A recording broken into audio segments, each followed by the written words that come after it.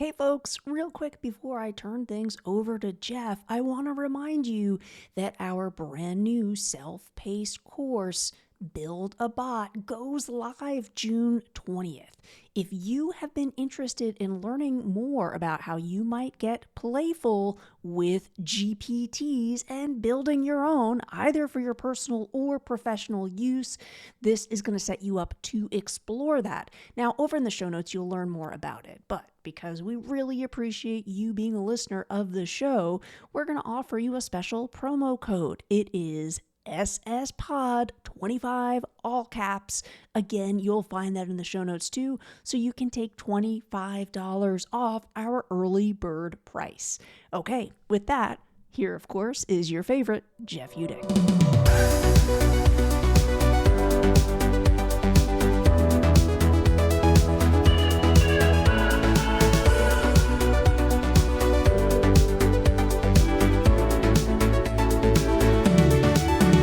Well, welcome back to the Shifting Schools podcast, where we explore innovative ideas in education. As we continue our mini-series on the transformative role of play, here's a question to start with. When was the last time you let yourself truly play? Or how did it feel? In today's episode, we're excited to have Liz Joy Moore join us to unpack the immense power of play. Liz specializes in experiential training, helping people unlock creativity and connection in work and life. She'll challenge common myths about play, like the idea that it's just for kids. You'll learn about how she uses playful methods to engage educators and therapists in trauma-informed practices, and why she believes professional development should be infused with joy and curiosity. We'll also hear about her journey into this career, starting with her love for anthropology and geography, and how her curiosity eventually led her to become a playful adventure ant in Baltimore. If you're looking for practical strategies to bring more play into your day, listen closely as Liz shares her insights on finding joy and curiosity in even the smallest of things. Before we get to Liz, here's a quick word from today's show sponsor.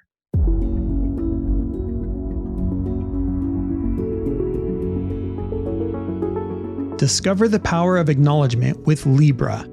In a world where every staff member's dedication shapes the future, recognizing their efforts becomes our mission. Libra transforms your school into a place where achievements, big and small, are celebrated daily, creating a ripple effect of motivation and pride. Join the recognition revolution with Libra, where every achievement is a cause for celebration.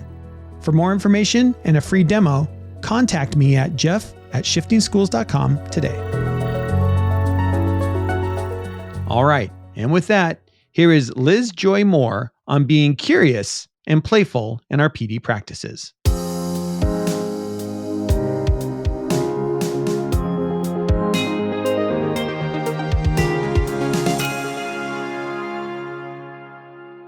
All right, welcome back to the Shifting Schools podcast.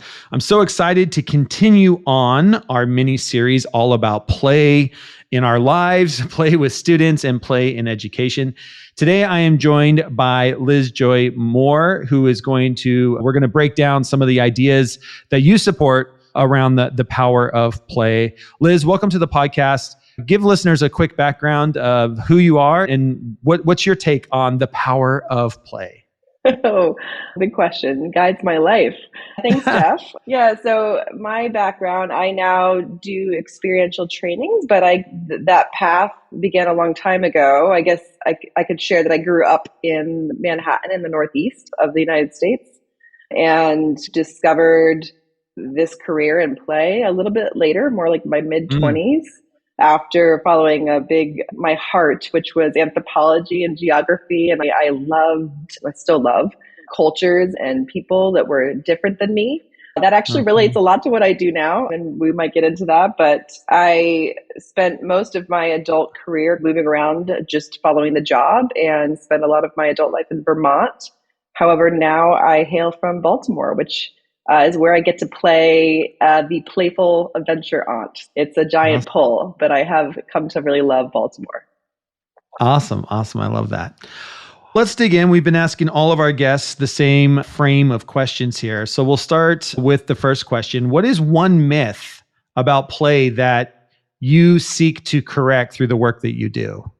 I would say that it's not for everyone. I think it is for everyone.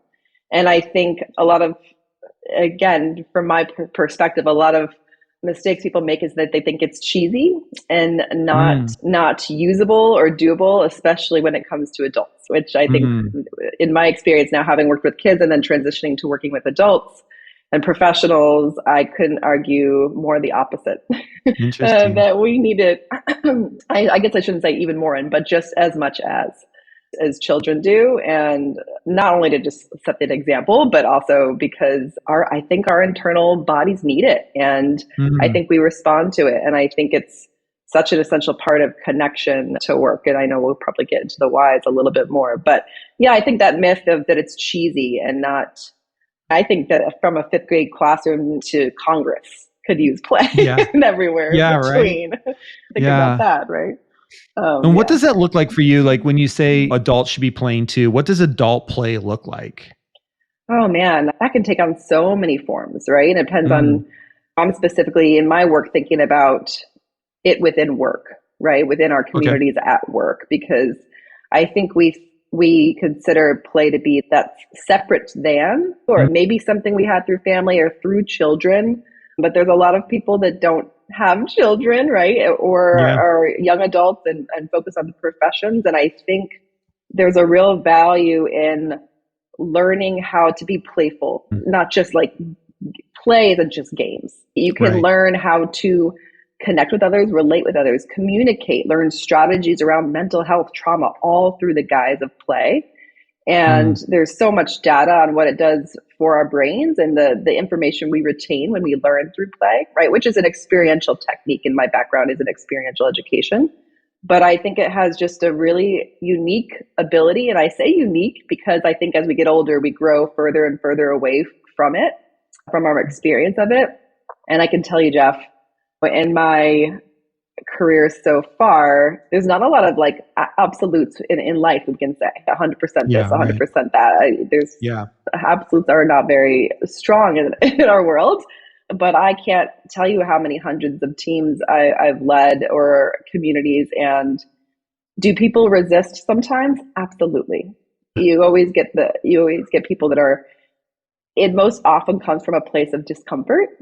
And if given time and watching that 90% of the others are bought in, or maybe it's only 70% at first, the ability to then jump in and connect through play becomes I don't want to say 100%, but it's pretty darn close. And at the ends of my trainings or programs, I, to this day, don't know someone that hasn't bought in. And I think that's pretty powerful. That's great. I love that. We talk about that. The research around play is very conclusive. And as you were talking about, specifically across all age groups, that a lot of times we think this idea of being play or being playful is a kid thing, but it does have a lot of benefits to us as an adult. What would you like to see more of in the supporting of organizations? And here, focus on education. Where do you think educators or parents, because you even talked a little bit about being role models for kids today, how can educators and parents maybe be role models for kids around this idea of being playful? How do we make that just part of our culture so kids understand how important being playful is in our lives? Oh gosh, number one, professional development should be playful. The number of times I lead now a lot of trainings for educators and therapists, and they'll go, oh, let's go over here. The kids don't see. And I think, no, let the kids see. They want to see that you look just like them or that you can laugh and be silly just like them. When I first got my start in outdoor education, the challenge guide, I'd never been exposed to a challenge course before, and a ropes course, as people know it. And whenever a teacher would get up there, I would just observe the students like gather around and just the biggest hooping and hollering. Yes, the deepest cheering. And it always made me so happy for that dynamic of that classroom, because how often do these kids get to see their teacher, the one that usually leads them, in a position of humility, really, in a Yes, I position love of that. I'm learning, in a position of I'm equal to. I have fears. I am human, right? We all have to learn that eventually about our parents, that they're also people, right? Yeah, right. And for students to see their teachers that way is just remarkable. So going back to professional development, I do not lead a single training that does not have play involved. I lead Mm, trauma trainings for faculty, and we involve play in order to, these are heavy and big topics, right? But yeah. they don't have to be, right? Mm, And if and one, if you train with it, it allows people to break down their guard and feel a little more comfort and feel a lot more connection. But also it gives them an example of I can talk to kids in a playful way. I can approach this mm, topic in a playful way. This doesn't have to be as heavy and as tough. And not all situations, but a lot more than we sure. think. And so I think professional development is one example of what we could be doing, whether in front of children or not. And I have had, I'm sure there's lots of amazing trainings out there, right? But I've had teachers come up and say, in 25 years, this has been the best training I've ever been through. When I ask Wow. them what it is, and I'm like, it just felt more comfortable, or it felt more Mm. easy, or I wasn't just listening, or I was asked what I thought, or it was a lot around the aspects of play that they're responding to, whether they know it or not. Yeah. How much of that around play is, and I love you bring this up, this idea of a ropes course. And when we talk being playful, Mhm. I'm just trying to wrap my head around or trying to think of how, and of course you're in this, so you can do this better than I can. But this idea of being playful, and you touched on it, is there is part of it that you are vulnerable, but it's like being vulnerable in a safe place because we're having fun, or all of a sudden, and I'm just thinking from an educator, I'm not supposed to be the expert in this case. Mm-hmm. And so it's okay to fail a little bit, or it's okay to take a risk and laugh at each other because we're all in a place of playfulness or a place of learning, really. And it's in those places where we do grow and we are taking a risk that we wouldn't usually do. And I like in my head, I got that vision of a ropes course Mm-hmm. where people don't do that unless you are in a position where you are supported by others. You feel like you're taking a risk that others are taking risks with you. Right. What are some of those other attributes that you see specifically around like this idea of professional development or us as adults being playful together that you see that help to bond teams? Oh, good question. Yeah, there's a lot of techniques in the facilitation world that help create safe space, Mm, and especially if you do what I've done, which I've really realized that experiential ed and trauma informed care actually overlap quite a lot, and they support each other beautifully. And but I think when it comes to just breaking down those barriers and creating connections, yes, you can do techniques where you're having, let's say, two teachers talk together to answer a question, or you're introducing someone else versus yourself, or mm, small group conversations versus out to the, we don't know what people are comfortable with and what people aren't, right? There's not like some mm, list written on their arm to right. tell me, So hey, true. Yeah. I'm fine with saying my name and my pronouns, right? Someone Right. that might be across someone's comfort zone right there. And so asking, especially towards the beginnings of trainings or activities, in ways to share or contribute that are very low risk. Write something down, of course, optional answering, right? Paired discussions, just one on one. Like I said, introducing others, right? There's a whole bunch of different techniques that we can slowly encourage people to realize that it's a safe space. We don't have that decision making over them. And my job is not to make sure everyone feels safe, which sounds funny. My job is to make sure that the space feels safe.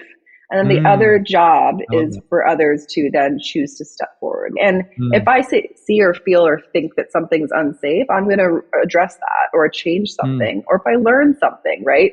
So I'm also at the very beginning of my trainings watching, and they don't know how much I watch, right? But in my trainings, I talk about how I think really strong facilitators make excellent observers, mm, right? I'm a very good follower, and I think that's what's made me a good leader. No joke, but really good observers will be able to pick up on cues, right? That ability to have empathy as well, and then you can begin to read the room. Okay, oh, I watched that. Oh, I noticed someone, like when they were close to someone, they held their own arms. I know not everyone's mm, watching, so they're like powering.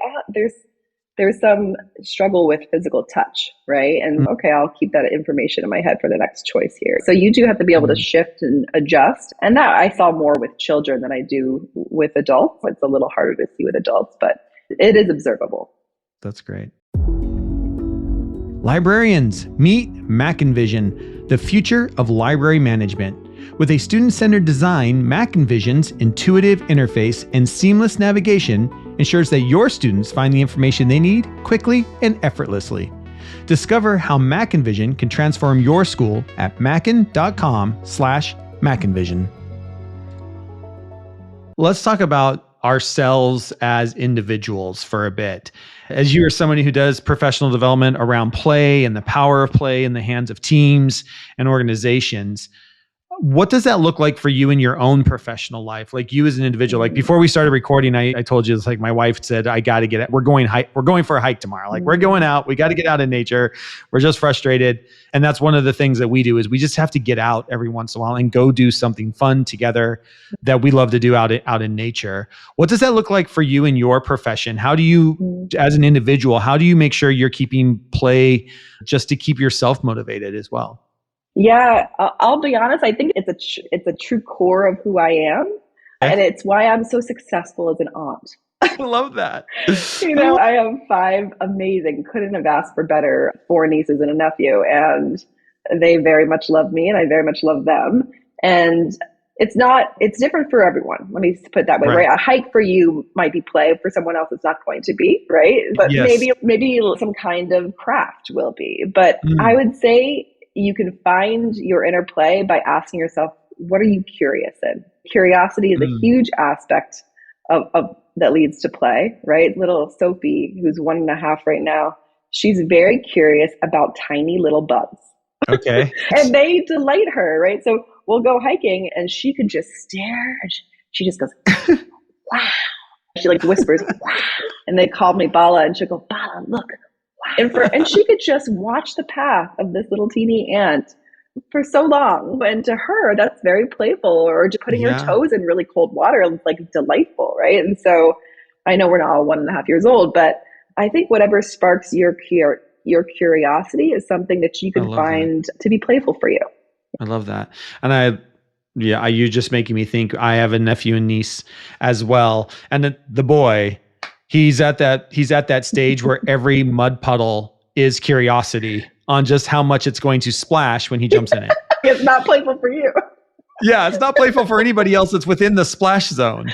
But hilarious. There is this, it just makes me think of how often are kids being curious in things like watching a bug or splashing in mud puddles or whatever it happens to be, that we've, as adults, instead of leaning into that and seeing that as a curiosity, we say, stop splashing in the mud puddle. Right. We have our adult brains on. Yeah. We don't have this curiosity of understanding that what are all the amazing things that is going through this kid's mind. And they know they're going to get splashed. Right. They know they're going to splash others. But to watch this kid jump into a mud puddle and then stand there like he's never done it before and he just did it in the last mud puddle. Right. But that idea of just curiosity in our minds, and you talked about this beginning, it's for everybody. And allowing yourself those spaces to be curious, I think is what leads to really incredible growth. Oh, absolutely. It's the best brain as development. Us as humans and inside our teams. Yeah. Yeah. And I get a lot of delight out of watching other people get excited about, including a 1.5-year-old Sophie, get excited about and be curious in other things. Or I love watching other humans' reactions to things I didn't expect or are a wow factor. My sister-in-law will say, here, take the backpack carrier because otherwise you're going to go so slow. And she's not wrong, because Sophie will get tired and I will have to carry her. But I'm like, the goal for me isn't to go a distance. The goal, I'm just putting Sophie out there and then I'm watching her. When we can walk 100 yards and stop at 8 million things.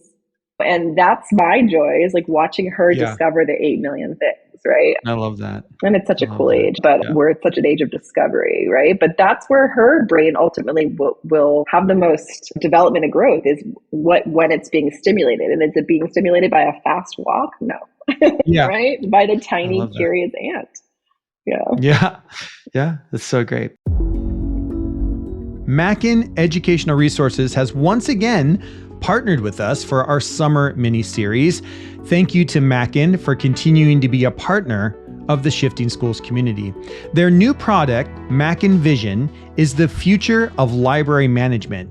Created with your students' need at the forefront, Mackin Vision offers a user-friendly interface that simplifies navigation, making it easy for students to find what they need. This state-of-the-art system includes features like intuitive browsing, secure multi-level access, multimedia searching, and whole school rostering. Additionally, it has a teacher library portal, aggregated dashboard, live analytics, and centralized reporting. Mackin Vision is designed to streamline your school's library operations.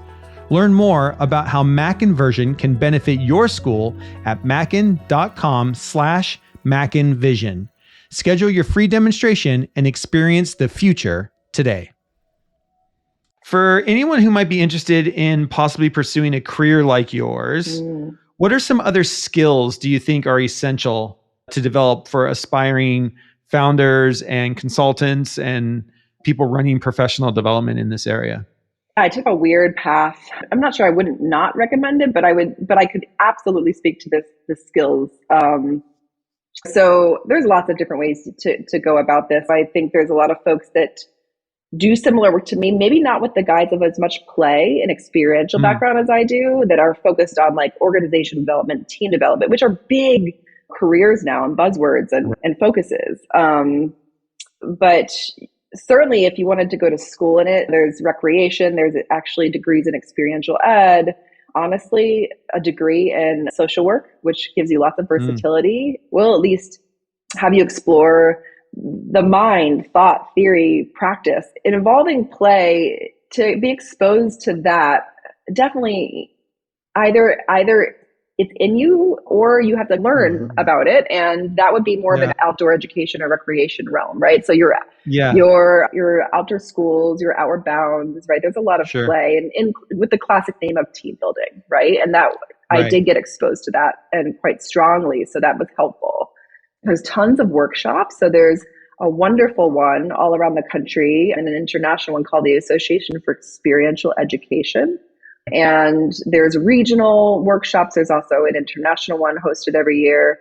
And they have a wide variety from topics on brain development to just straight up games that those in the field will call, having like in your back pocket or adding to your bag of tricks, if you will. And so I definitely got more started in that realm, and that helped give me the framework of the art of asking a good question, right? The art and practice of observing, right? I know that I didn't ever think I wanted to be a teacher. I certainly didn't want to be a leader. I don't love eyes on me. I grew into it through loving what play did for the brains of children, right? Like I can pinpoint the moment that I thought this career was interesting, right? The moment something happened to a fifth grader in front of me by me asking a good question that I didn't even know was a good question, to a silly game that I didn't know wasn't silly. And all of a sudden I was like, what is this? This is super, I can't believe she just learned how to listen from a game. Like what? And if her teacher or parent were here, like, they could use this. Hey, remember that moment that you learned this here? I need you to listen again because so-and-so is saying this. And because she had felt that, I focus a lot on learning through giving people experiences where they feel that quality. They feel empowerment. They feel what it's like to be free, or they feel what it's like to have autonomy. And then you can bring back the experience, right? And talk about it because they've noticed it through their body, right? Right. It's like a form of body-based practice, really, play. I don't know if that answered your question. I love that, though. No, I love that. I think that's great. What's one piece of advice you have for listeners looking to better embed play in their day-to-day lives? Ooh, I love that question. I think we can all be a little more playful. How do we embed that in our lives? I love that. Oh man, if everyone did on the planet, can you imagine? It'd be amazing. I think I would go back to the curious question, because right now people are exhausted. Even embedding 5 minutes of meditation is very difficult for folks that even do and practice meditation. So I'd say look at your. I actually use a lot of mindfulness techniques that I would call playful, but Some folks might go to, okay, great, I want to do this now. Let me just find people to play with, however that looks like for them. I Mhm. would say if you want to just add a little more playfulness into your body, into your heart, and into your spirit, look at your daily routine. Don't change anything, but maybe add a little quality, right? So Mm. if you're a big coffee drinker, I'm going to make this up, maybe look outside and look for all the signs of life you can find within 10 seconds. Okay, oh, I see a bird. This leaf, and look at the qualities of those things. Or close your eyes. Mm. So this, again, totally mindfulness techniques. Sure. Close your eyes and notice all the sounds you can, right, within the span Mm. of 30 seconds. Or if you want to do longer, wonderful. Then you're practicing meditation, really. Yeah. Go for a walk and see if you can find all the colors of the rainbow. My nieces and I, just to get them to eat healthier, but don't tell them, I will say, oh, okay, let's eat all the colors of the rainbow that isn't candy. Yeah. And so they're like, I oh, love that. we need something blue violet, right? Yeah. Yeah. Oh, we need Yeah. something like, oh, great with that. And we don't always get all the colors, but we get pretty close to it. And then it's a pretty darn healthy meal. Just like inviting things you already do, but in a little playful manner, right? Which is I love really that. a form of mindfulness and is so incredibly, and there's so much data, right? So incredibly good for your brain, right? I love Because that. you're practicing essentially focusing on one thing for at least 30 seconds. Sam Harris will Yeah. talk about, who's a podcaster and a wonderful mindfulness teacher. He'll talk about how if you can focus on the same thing for 30 seconds, you'll find it's very difficult because other thoughts will pop in. And that For should tell sure. us something. And it's a little scary, It is a you little know? scary. Yeah. But I think when something pulls you in, and I do think it plays in our human nature, pulls you in, inviting something you normally do in a playful way, that absolutely can lead towards more focus and a more sense of just well-being in your brain and Yeah. body. I love that. And I just love what I'm taking away from this episode is just be curious. Be curious about your surroundings. Be curious about what's happening. Mm-hmm. Just be curious about things in your life. And if you need to find, and I love what you said, you don't have to make big, it's not like big parts of your routine that you have to upend to make this happen. But there's all these small little ways, like even just drinking a cup of coffee and trying to be still for 30 seconds and be curious about your surroundings, about what I think is huge as well. I think one of the things that I love that my wife and I do, and it just made me think about this, is because we do so much hiking and we do camping and we're off the grid a lot, is it's interesting how many questions we will come up with that we have to hang on to the question. We're so used to living in a world where as soon as you have a question, somebody pulls out their phone and says, hey, this platform, or hey, that platform. And we just get the questions. Like you just Google it. And one of the things I love is we now, whenever we're out camping or we're out hiking, we have a million questions about, I don't know, this tree and that bird and whatever else is out there. And you have to sit with the question for hours or days before you get back.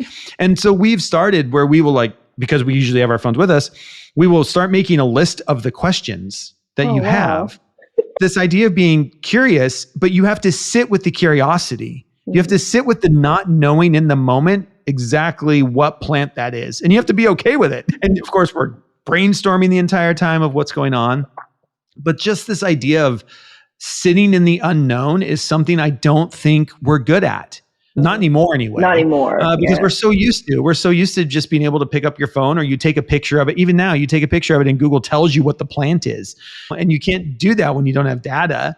And so you have to sit in your curiosity. Right. And I think that's just such an interesting place. I was just thinking about that when you're just take a cup of coffee and how many sounds do you hear, and being curious about the different sounds you hear and what's making those sounds and where are those sounds coming from, and what am I going to do about the dishwasher that's making that clunking sound? Because your brain, that's where your brain will want to go, instead of just being curious and sitting in that curiosity. I think is so powerful. Totally. And think about it, what they must have used to do, right? They looked at the plant, they probably, I don't know, cracked the leaf, smelled it, felt the texture, maybe on their skin, maybe on their tongue. No, don't do that, everybody. Yeah. Looked at the roots, looked at the leaf structure. They were great observers. We were great observers, and we had that. And I think a lot of the topics, like this great topic that you're bringing up, didn't used to be such a big topic. So true.